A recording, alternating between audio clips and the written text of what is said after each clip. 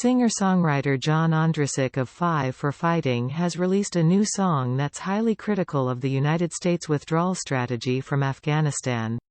The Grammy-nominated artist penned his new track Blood on My Hands shortly after learning of the suicide bombing in Kabul that left 13 U.S. service members and dozens of Afghan people dead. The suicide bomb attack was followed up by a firefight by Islamic State gunmen at the gate, where the night before there had been 5,000 Afghans and potentially some Americans seeking access to the airport to flee as the Taliban took the country as President Joe Biden stuck to the decision to withdraw troops. In his song, Ondrasik uses lyrics that seem directly critical of the withdrawal plan.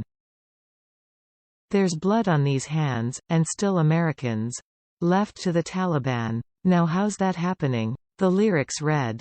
He's more direct in other parts of the song, referencing Biden directly as Joe or Uncle Joe.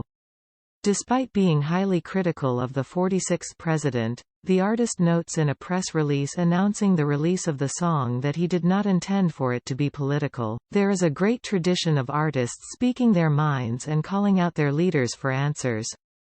Many of those have been inspirations to me, he explained.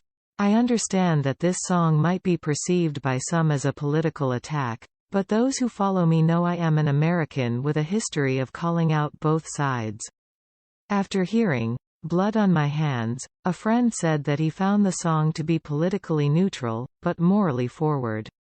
My hope is that this song helps demand accountability, so the American promise is not. The Taliban had moved quickly through the country ahead of the planned U.S. withdrawal at the end of August, catching the U.S. off guard and leading to chaotic scenes at Kabul airport. Throughout it all, Biden was criticized for sticking to the plan and noting that there was overwhelming support for the U.S. to withdraw. Ondrasik said he understands the decision to pull out of the country, but criticized Biden for not extending the August 31 deadline. Although I believe the decision to withdraw or not from Afghanistan has good arguments on both sides, I cannot comprehend why our current administration would not extend the August 31 deadline, thus leaving American citizens, SIV holders, and Afghan allies behind to a terrorist Taliban regime, he wrote.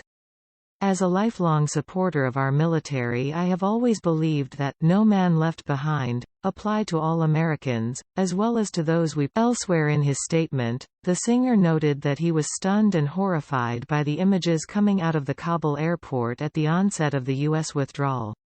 He particularly cited the plight that women may now face in the country under Taliban rule.